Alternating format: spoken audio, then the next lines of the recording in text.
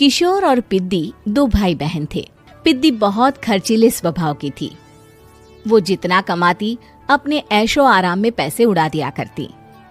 लेकिन किशोर समझदार था, घर को साथ लेकर चलना जानता था।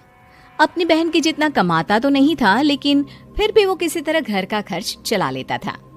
एक दिन पिद्दी किशोर से कहती है, किशोर तुम थोड़ा ज्यादा क्यों नहीं कमाते?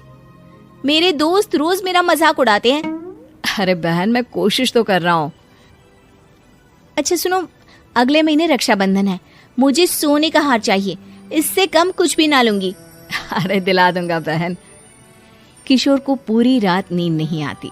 उसके दिमाग में बस ये चल रहा था कि उसकी माली हालत इतनी बिगड़ चुकी है, अब वो सोने का हार कहाँ से लाएगा। अगले दिन किशोर सुबह सुबह घर से ये बोलकर निकल गया कि पिद्दी, मैं गांव से बाहर जा रहा हूँ, कुछ दिन घर नहीं आऊंगा। किशोर ने अपने काम के साथ साथ फेरी में कपड़े बेचने भी शुरू कर दिए, जिससे वो ज्यादा से ज्यादा पैसे कमा सके। रात में वो एक बिल्डिंग की चौकीदारी भी करने लगा। अपने काम से थोड़ा बहुत समय निकालकर बस कुछ घंटे की नींद ले पाता था। और कब वो कुछ दिन एक महीने में बदल गए और रक्षाबंधन भी आ गया, पता ही नहीं चला। लेकिन किशोर अभी तक घर वापस नहीं लौटा। जहां वो काम करता था, पिद्दी के नाम का गुल्लक रखा हुआ था। किशोर ने उस गुल्लक को फोड़ा और सारे पैसे इकट्ठा करके एक सोने का हार खरीद लिया।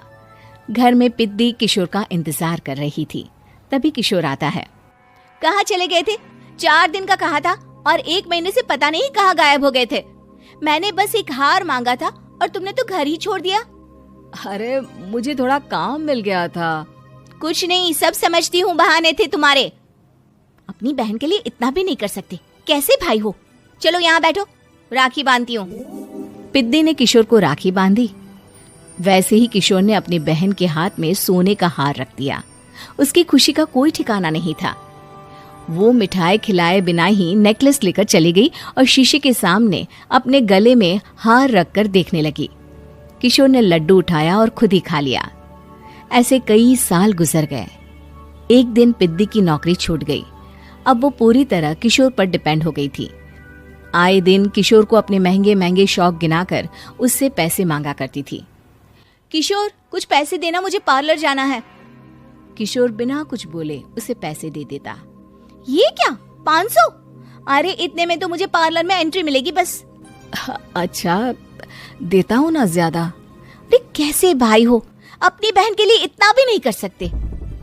किशोर ने जेब से 2000 का नोट निकाला और उसे दे दिया। किशोर गरीबी में रह लेता था, लेकिन अपनी बहन को कभी कोई कमी नहीं होने देता था। बेटा, पिद्दी तुम्हारी बहन है, उसे कभी किसी चीज की कमी मत होने देना और उसका ध्यान रखना, क्योंकि भाई का फर्ज होता है अपनी बहन का ध्यान रखना। किशोर ने माँ की कही ये बात हमेशा के लिए याद कर ली थी। शायद माँ की इसी बात की वजह से किशोर पिद्दी की हर जिद पूरी करता चला आ रहा था। किशोर, आज मैं अपने दोस्तों के साथ पार्टी करने जा रही हूँ, मुझे कुछ पैसे दो ना। किशोर पिद्दी को समझाता है, लेकिन पिद्दी नाराज होकर चली गई और अपने कमरे में सुबक सुबक कर रोने लगी। किशोर अपनी जेब से कुछ पैसे निकालता है और पिद्दी को दे देता है। किशोर खुद कभी अच्छे कपड़े नहीं पहनता, लेकिन पिद्दी को राजकुमारी की तरह रखता। पिद्दी के जाने के बाद किशोर अपने काम पर निकल गया। एक तरफ पिद्दी अपने दोस्तों के साथ मस्ती कर रही थी, तो वहीं दूसरी तरफ किशोर पैसे कमाने के लिए कड़ी मेहनत कर रहा था। कुछ और दिन ऐसे ही बीत गए। एक दिन पिद्दी एक लड़के को लेकर घर आई और उसे किशोर से मिलवाया। किशोर, मुझे इस लड़के से शादी करनी है, लेकिन इनके मम्मी पापा बोल रहे हैं कि उनको दहेज में एक कार चाहिए, तभी वो मेरा और पंकज का रिश्ता कबूल करेंगे। लेकिन बहन, कार खरीदना कोई सब्जी खरीदने के बराबर तो नहीं है। अरे कैसे भाई हो तुम, अपनी बहन के लिए इतना नहीं कर सकते? देखो, मैं ज्यादा इंतजार नहीं कर सकती, तुम्हें 1 साल में मेरे लिए कार खरीदनी ही होगी। अच्छा पंकज, एक काम करो, कल तुम अपने माता पिता को घर बुला लो, मैं उनसे तुम्हारे और पिद्दी के रिश्ते की बात कर लेता हूँ। अगले दिन किशोर के छोटे से घर में पंकज और उसके माता पिता आते हैं। बेटा, तुम्हारी बहन ने हमारी शर्त तो बता ही दी होगी। जी। बेटा तुम तो इतने छोटे घर में रहते हो, दहेज कहाँ से लाओगे? मैं अपनी बहन की खुशी के लिए सब कुछ कर सकता हूँ। पंकज और पिद्दी का रिश्ता तय हो जाता है। किशोर अब अपनी क्षमता से 4 गुना ज्यादा काम करने लगता है। सुबह सबके घरों में न्यूज़पेपर फेंकता, दिन में मजदूरी करता और रात में चौकीदारी करता। खूब मेहनत करके किशोर ने अपनी बहन की शादी के लिए पैसे जुटा लिए। उसने अपनी बहन के लिए कार खरीद ली। जब वो पिद्दी के ससुराल वालों से मिलने गया तो उन्होंने किशोर से और पैसों की मांग की। इस बार किशोर हार चुका था। पिद्दी माफ करना, मैं तुम्हारी शादी उस लड़के से नहीं कर सकता। वो लालची लोग हैं, उन्हें सिर्फ पैसों से मतलब है। देखो किशोर, मैं पंकज से ही शादी करूंगी। क्योंकि पिद्दी ने तो किशोर की बात न मानने की जैसे कसम खा रखी थी। किशोर ने पंकज को घर बुलाया। पंकज, तुम अपने माता पिता को समझाते क्यों नहीं हो? भैया वो हमारी शादी के लिए मान गए, मेरे लिए तो यही बहुत बड़ी बात है। हम एक काम कर सकते हैं, दहेज की रकम में से कुछ पैसे मैं आपको दे देता हूँ। अरे लेकिन समाज वाले क्या कहेंगे? अरे जब दुनिया को पता चलेगा तब ना। अच्छा, कुछ पैसे मैं अपने मालिक से कर्ज में ले लेता हूँ। कुछ पैसे पंकज देता है, कुछ वो कर्जा लेता है और अपनी उम्र भर की कमाई वो अपनी बहन की शादी में लगा देता है। आखिर में पंकज और पिद्दी की शादी हो जाती है। पिद्दी की विदाई के बाद किशोर बिल्कुल अकेला पड़ जाता है। अब उसका कमाने में भी मन नहीं लगता।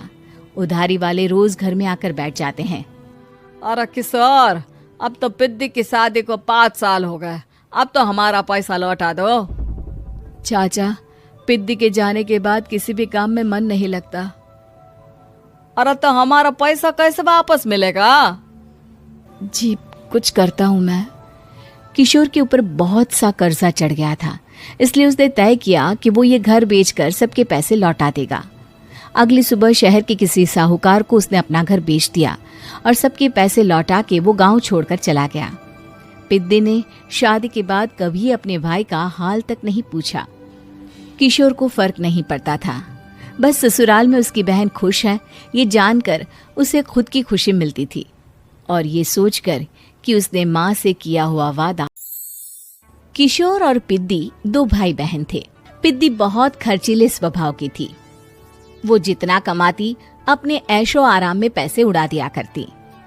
लेकिन किशोर समझदार था, घर को साथ लेकर चलना जानता था। अपनी बहन के जितना कमाता तो नहीं था, लेकिन फिर भी वो किसी तरह घर का खर्च चला लेता था। एक दिन पिद्दी किशोर से कहती है, किशोर, तुम थोड़ा ज्यादा क्यों नहीं कमाते?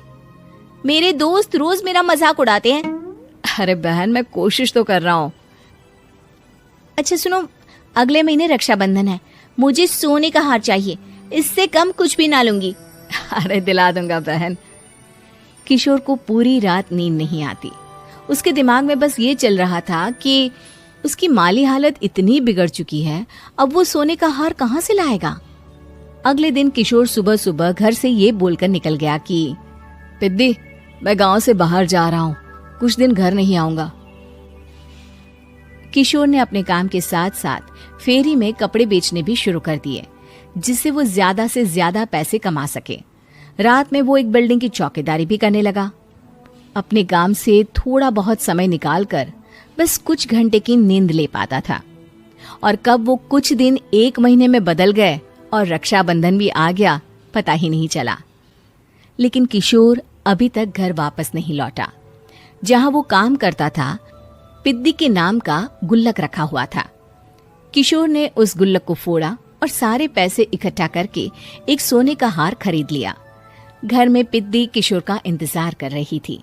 तभी किशोर आता है। कहाँ चले गए थे? 4 दिन का कहा था और 1 महीने से पता नहीं कहाँ गायब हो गए थे। मैंने बस एक हार मांगा था और तुमने तो घर ही छोड़ दिया। अरे मुझे थोड़ा काम मिल गया था। कुछ नहीं, सब समझती हूँ, बहाने थे तुम्हारे। अपनी बहन के लिए इतना भी नहीं कर सकते, कैसे भाई हो? चलो यहाँ बैठो, राखी बांधती हूँ। पिद्दी ने किशोर को राखी बांधी। वैसे ही किशोर ने अपनी बहन के हाथ में सोने का हार रख दिया। उसकी खुशी का कोई ठिकाना नहीं था। वो मिठाई खिलाए बिना ही नेकलेस लेकर चली गई और शीशे के सामने अपने गले में हार रखकर देखने लगी। किशोर ने लड्डू उठाया और खुद ही खा लिया। ऐसे कई साल गुजर गए। एक दिन पिद्दी की नौकरी छूट गई। अब वो पूरी तरह किशोर पर डिपेंड हो गई थी। आए दिन किशोर को अपने महंगे महंगे शौक गिनाकर उससे पैसे मांगा करती थी। किशोर, कुछ पैसे देना, मुझे पार्लर जाना है। किशोर बिना कुछ बोले उसे पैसे दे देता। ये क्या, 500? अरे इतने में तो मुझे पार्लर में एंट्री मिलेगी बस। अच्छा, देता हूँ ना ज्यादा। अरे कैसे भाई हो, अपनी बहन के लिए इतना भी नहीं कर सकते। किशोर ने जेब से 2000 का नोट निकाला और उसे दे दिया। किशोर गरीबी में रह लेता था, लेकिन अपनी बहन को कभी कोई कमी नहीं होने देता था। बेटा, पिद्दी तुम्हारी बहन है, उसे कभी किसी चीज की कमी मत होने देना और उसका ध्यान रखना, क्योंकि भाई का फर्ज होता है अपनी बहन का ध्यान रखना। किशोर ने माँ की कही ये बात हमेशा के लिए याद कर ली थी। शायद माँ की इसी बात की वजह से किशोर पिद्दी की हर जिद पूरी करता चला आ रहा था। किशोर, आज मैं अपने दोस्तों के साथ पार्टी करने जा रही हूँ, मुझे कुछ पैसे दो ना। किशोर पिद्दी को समझाता है, लेकिन पिद्दी नाराज होकर चली गई और अपने कमरे में सुबक सुबक कर रोने लगी। किशोर अपनी जेब से कुछ पैसे निकालता है और पिद्दी को दे देता है। किशोर खुद कभी अच्छे कपड़े नहीं पहनता, लेकिन पिद्दी को राजकुमारी की तरह रखता। पिद्दी के जाने के बाद किशोर अपने काम पर निकल गया। एक तरफ पिद्दी अपने दोस्तों के साथ मस्ती कर रही थी, तो वहीं दूसरी तरफ किशोर पैसे कमाने के लिए कड़ी मेहनत कर रहा था। कुछ और दिन ऐसे ही बीत गए। एक दिन पिद्दी एक लड़के को लेकर घर आई और उसे किशोर से मिलवाया। किशोर, मुझे इस लड़के से शादी करनी है, लेकिन इनके मम्मी पापा बोल रहे हैं कि उनको दहेज में एक कार चाहिए, तभी वो मेरा और पंकज का रिश्ता कबूल करेंगे। लेकिन बहन, कार खरीदना कोई सब्जी खरीदने के बराबर तो नहीं है। अरे कैसे भाई हो तुम, अपनी बहन के लिए इतना नहीं कर सकते? देखो, मैं ज्यादा इंतजार नहीं कर सकती, तुम्हें 1 साल में मेरे लिए कार खरीदनी ही होगी। अच्छा पंकज, एक काम करो, कल तुम अपने माता पिता को घर बुला लो, मैं उनसे तुम्हारे और पिद्दी के रिश्ते की बात कर लेता हूँ। अगले दिन किशोर के छोटे से घर में पंकज और उसके माता पिता आते हैं। बेटा, तुम्हारी बहन ने हमारी शर्त तो बता ही दी होगी। जी बेटा, तुम तो इतने छोटे घर में रहते हो, दहेज कहाँ से लाओगे? मैं अपनी बहन की खुशी के लिए सब कुछ कर सकता हूँ। पंकज और पिद्दी का रिश्ता तय हो जाता है। किशोर अब अपनी क्षमता से 4 गुना ज्यादा काम करने लगता है। सुबह सबके घरों में न्यूज़पेपर फेंकता, दिन में मजदूरी करता और रात में चौकीदारी करता। खूब मेहनत करके किशोर ने अपनी बहन की शादी के लिए पैसे जुटा लिए। उसने अपनी बहन के लिए कार खरीद ली। जब वो पिद्दी के ससुराल वालों से मिलने गया तो उन्होंने किशोर से और पैसों की मांग की। इस बार किशोर हार चुका था। पिद्दी माफ करना, मैं तुम्हारी शादी उस लड़के से नहीं कर सकता। वो लालची लोग हैं, उन्हें सिर्फ पैसों से मतलब है। देखो किशोर, मैं पंकज से ही शादी करूंगी। क्योंकि पिद्दी ने तो किशोर की बात न मानने की जैसे कसम खा रखी थी। किशोर ने पंकज को घर बुलाया। पंकज, तुम अपने माता पिता को समझाते क्यों नहीं हो? भैया, वो हमारी शादी के लिए मान गए, मेरे लिए तो यही बहुत बड़ी बात है। हम एक काम कर सकते हैं, दहेज की रकम में से कुछ पैसे मैं आपको दे देता हूँ। अरे लेकिन समाज वाले क्या कहेंगे? अरे जब दुनिया को पता चलेगा तब ना। अच्छा, कुछ पैसे मैं अपने मालिक से कर्ज में ले लेता हूँ। कुछ पैसे पंकज देता है, कुछ वो कर्जा लेता है और अपनी उम्र भर की कमाई वो अपनी बहन की शादी में लगा देता है। आखिर में पंकज और पिद्दी की शादी हो जाती है। पिद्दी की विदाई के बाद किशोर बिल्कुल अकेला पड़ जाता है। अब उसका कमाने में भी मन नहीं लगता। उधारी वाले रोज घर में आकर बैठ जाते हैं। अरे किशोर, अब तो पिद्दी की शादी को 5 साल हो गए, अब तो हमारा पैसा लौटा दो। चाचा, पिद्दी के जाने के बाद किसी भी काम में मन नहीं लगता। अरे तो हमारा पैसा कैसे वापस मिलेगा? जी, कुछ करता हूँ मैं। किशोर के ऊपर बहुत सा कर्जा चढ़ गया था, इसलिए उसने तय किया कि वो ये घर बेचकर सबके पैसे लौटा देगा। अगली सुबह शहर के किसी साहूकार को उसने अपना घर बेच दिया और सबके पैसे लौटा के वो गांव छोड़कर चला गया। पिद्दी ने शादी के बाद कभी अपने भाई का हाल तक नहीं पूछा। किशोर को फर्क नहीं पड़ता था, बस ससुराल में उसकी बहन खुश है ये जानकर उसे खुद की खुशी मिलती थी और ये सोचकर कि उसने माँ से किया हुआ वादा पूरा कर दिया।